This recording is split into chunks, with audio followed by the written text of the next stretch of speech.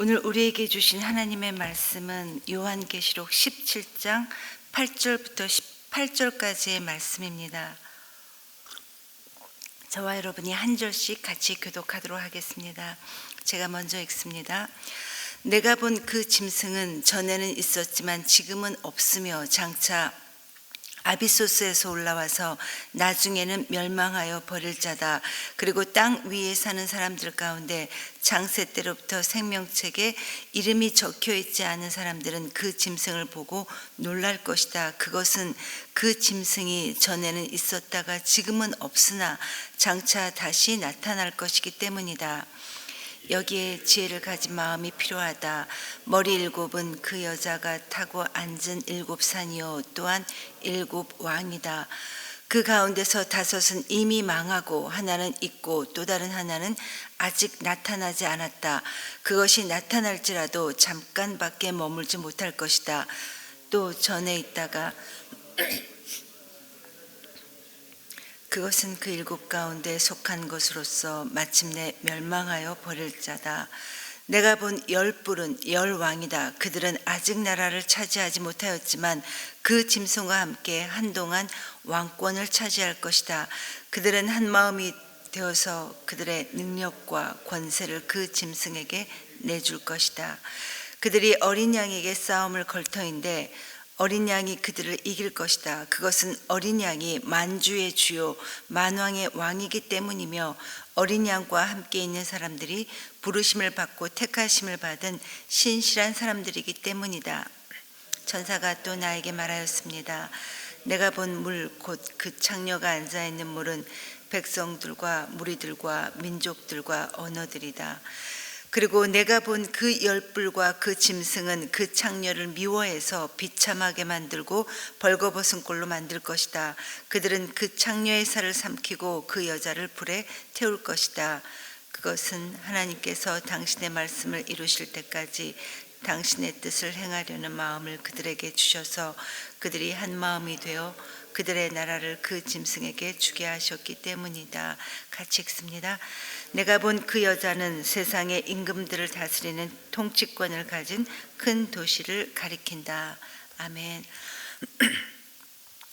여러분, 이미 우리는 6장부터 16장까지에 걸쳐서 세 가지 재앙 이야기들, 즉 세 가지 심판 이야기들을 살펴보았습니다. 그런데 여러분, 하나님께서 이 계시록을 통해 말씀하시고 있는 이 세 개의 심판 이야기들은 심판이라는 이 공포를 조장하기 위해서가 아니라 하나님의 자녀들에게 구원에 대한 확실성과 그리고 하나님의 사랑을 보여주시기 위함이라는 사실을 우리는 잊지 말아야 합니다. 말씀으로 천지를 창조하신 하나님께서는 말씀 한마디로 이 세상을 심판하실 수 있지만 그러나 하나님은 그렇게 하지 않으시고 세 번까지 그 심판을 연장하셨다라는 것입니다. 그런데 왜 하나님께서 이렇게 하셨습니까? 우리 모두에게 기회를 주시기 위함입니다. 회개하고 돌이켜 하나님께로 돌아갈 수 있는 그 기회를 주시고 있다는 것입니다. 그래서 이 세 번이라는 세 개의 이 심판이 의미하는 바는 우리에게는 사랑이지만 그러나 돌이키지 않는 그 사람들에게는 반드시 심판이 임할 것이다 라는 이 의미를 분명한 메시지를 담고 있다는 것입니다. 오늘 본문인 17장부터 그리고 마지막 22장까지는 계시록의 결론 부분이다 라고 말할 수 있는데 우리 하나님께서는 6장부터 등장했던 이 세 가지의 재앙들을 환상을 통해 이렇게 우리에게 보여주시면서 그 사이사이에 사단의 끊임없는 공격과 그리고 어떻게 하나님께서 우리 성도를 또 우리 교회를 보호하시고 인도하시는지도 또한 보여주셨습니다. 그리고 드디어 어제부터 살펴보고 있는 이 17장부터는 이러한 모든 영적 싸움에서 악한 자들이 어떻게 멸망할 것인지 그들의 정말 이들이 어떻게 멸망할 것인지를 생생하게 하나님은 말씀해 주고 있습니다.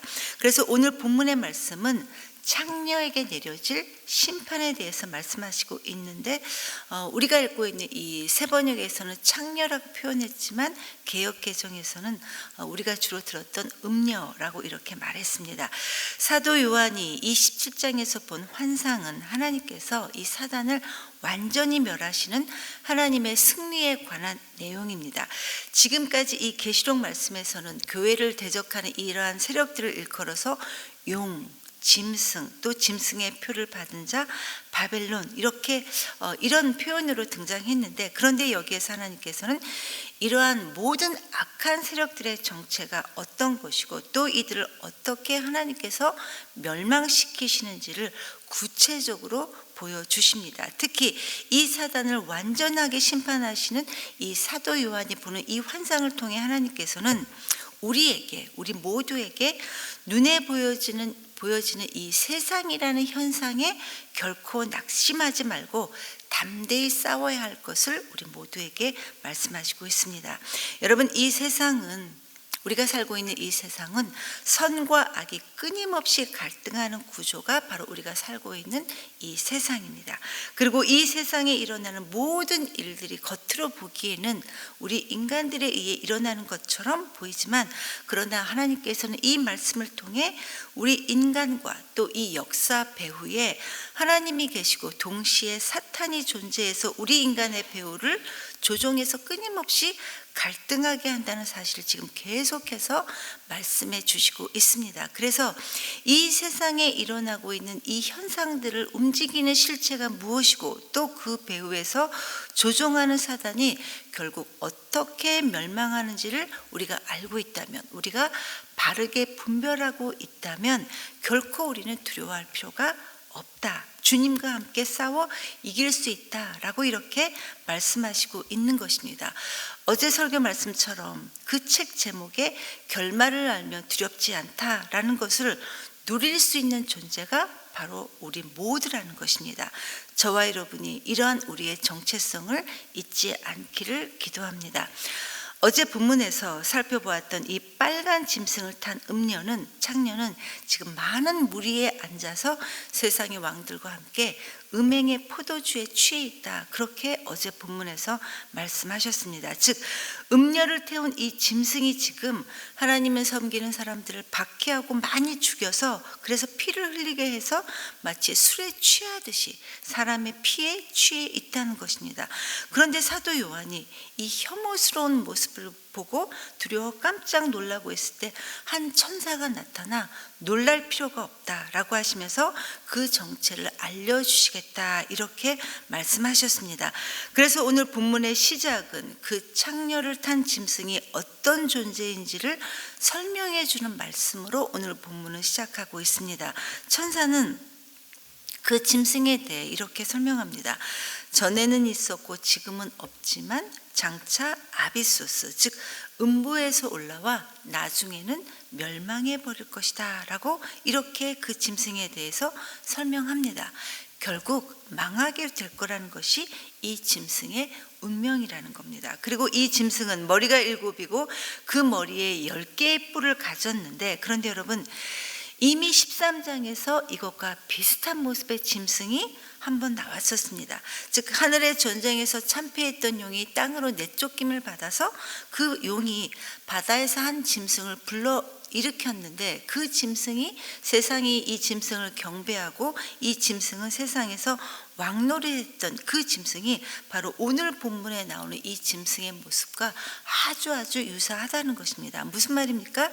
즉 계시록에 등장하고 있는 이러한 짐승들의 모습은 전혀 새로운 것이 아니라 이 설명하고 있는 모습들이 거의가 다 일치하고 있다는 것입니다. 왜냐하면 사단을 표현했기 때문에 그렇습니다. 그리고 이 10절에 그 가운데 5은 이미 망했고 하나는 있고 또 다른 하나는 아직 나타나지 않았지만 그러나 그것도 잠깐밖에는 머물지 못할 것이다 라고 했는데, 이 말씀은 역사가 시작된 이래, 유사 이래 교회와 성도들을 미혹하는 이런 짐승들, 즉 공중 권세 잡은 사단은 이미 전에도 있었고 지금도 있고 또 앞으로도 계속해서 새로운 형태로 나타날 것이지만, 그러나 그 유효기간은 잠시 동안에 불과할 것이다 라는 이야기입니다. 그렇기 때문에 우리는 결코 그 창녀가 주는 포도주에 취해 있지 말아야, 즉 깨어 있어야 하는 것이 바로 우리가 싸워야 되는 영적 싸움이라는 것입니다. 여러분, 그리스도인으로 우리가 이 세상에 살아가는 동안은 영적 싸움을 하지 않을 수가 없습니다. 왜냐하면 이 세상은 공중권세 잡은 자가, 이 사단이 그 배후에 있기 때문이라는 것입니다. 그래서 오늘 본문에 이 짐승을 탄 창녀가 어린 양을 대적하여 싸운다는 내용이 바로 14절의 내용이 이것이고, 이것은 이 마지막 때를 살아가는 우리 성도들이 치러야 되는 영적 전쟁의 모습이라는 것입니다. 그러나 여러분, 이 영적 전쟁에서 우리는 두려워할 필요가 없습니다.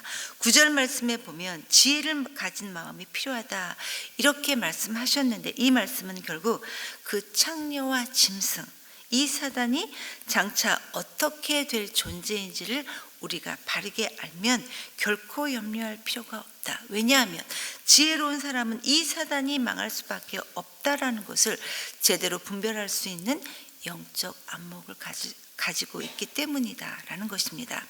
그래서 물론 그 존재가 있었기는 했지만, 그러나 어린 양 우리 주 예수 그리스도가 이김으로 결국 망할 것이라는, 결국 멸망으로 들어갈 자라는 것을 8절과 지금 14절에서도 똑같이 말씀하시고 있는 것입니다. 그리고 또 그 멸망까지도 가기 전에 16절 말씀처럼 그들 사이에서 자기네들끼리 내분이 일어나서 망하게 될 것이라고 했는데, 17절은 이 모든 것들이 우리 하나님께서 당신의 뜻 가운데 이루어진 것이다 라는 사실을 말씀하시고 있습니다.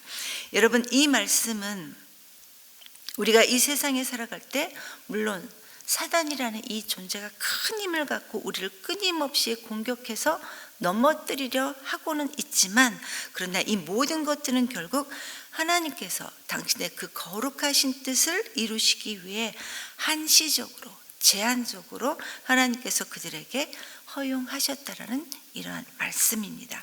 그들이 아무리 능력 있고 아무리 강해서 그렇게 하는 것이 아니라 단지 하나님께서 교회와 또 성도들의 회복을 위해 사용하시는 하나님의 손에 들려진 도구에 불과하다는 것이 사단을 보는 우리의 관점이어야 하고, 결국에는 하나님께서 그들을 심판하실 것을 우리는 믿음의 눈으로 봐야 하는 그런 지혜가 우리 모두에게 필요하다라는 이러한 말씀입니다.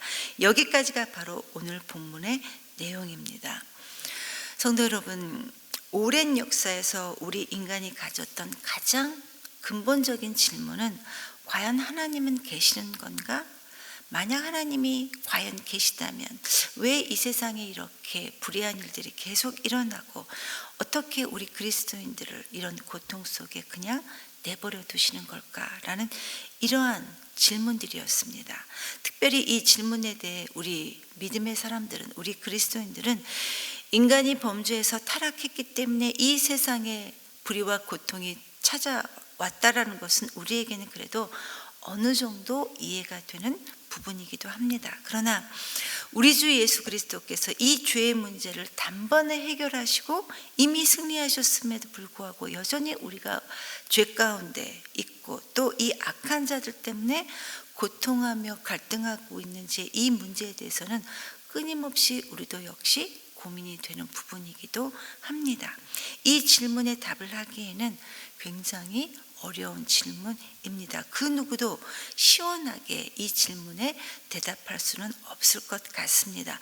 그러나 여러분, 요즘 우리가 살펴보고 있는 이 계시록 말씀을 통해 우리 하나님께서는 모든 역사의 배후에 하나님이 계시지만 동시에 사탄도 존재해서 끊임없이 우리 인간의 배후를 조종하며 또 갈등하게 만들고 있다. 그러나 이 모든 것들은 궁극적으로 하나님의 절대 주권 속에 있으니 너희는 두려워하지 말고 깨어 있어야 한다라고 이 계시록 말씀을 통해 우리에게 말씀하시고 있다라는 것입니다.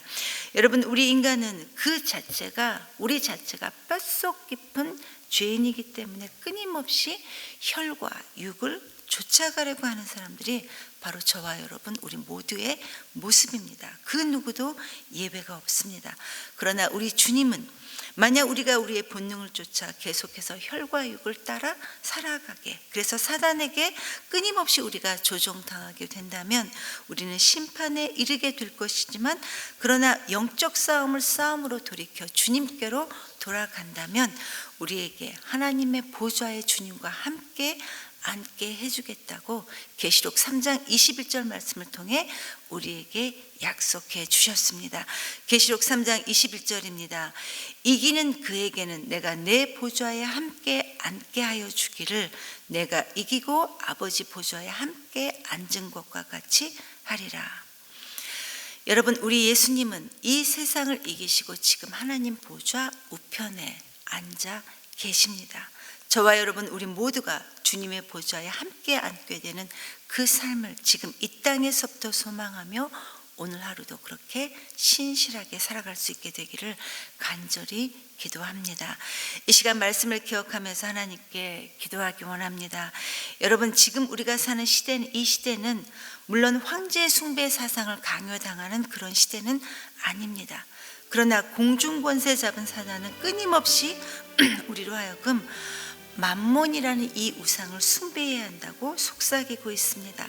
이 맘몬에게 절하지 않으면 가난하게 살게 될 거라고 끊임없이 우리 귀에 말하고 있습니다. 하나님, 우리로 하여금 이 맘몬이라는 우상에게 절하지 않고 살아갈 수 있도록 인도해 주시옵소서. 그리고 어떻게 사는 것이 이 맘몬에게 절하지 않고 사는 것인지도 하나님 우리가 바르게 분별할 수 있도록 하나님 도와주시옵소서 라고 기도하시고, 오늘은 목장을 위해 기도하는 날입니다. 공동체를 통해 우리를 다듬어 주시는 하나님을 기대하며 하나님 목장 모임을 사모할 수 있도록 도와주시옵소서. 또한 이렇게 기도하시고, 여러분, 연일 코로나 확진이 7,000을 넘고 있습니다. 주님, 이 감염병이 더 이상 확산되지 않도록, 그리고 의료 체계가 붕괴되지 않도록 하나님 도와주시옵소서. 우리를 불쌍히 여겨 주시옵소서라고 기도하시고 각자 자유롭게 기도하시고 돌아가시겠습니다. 기도합니다.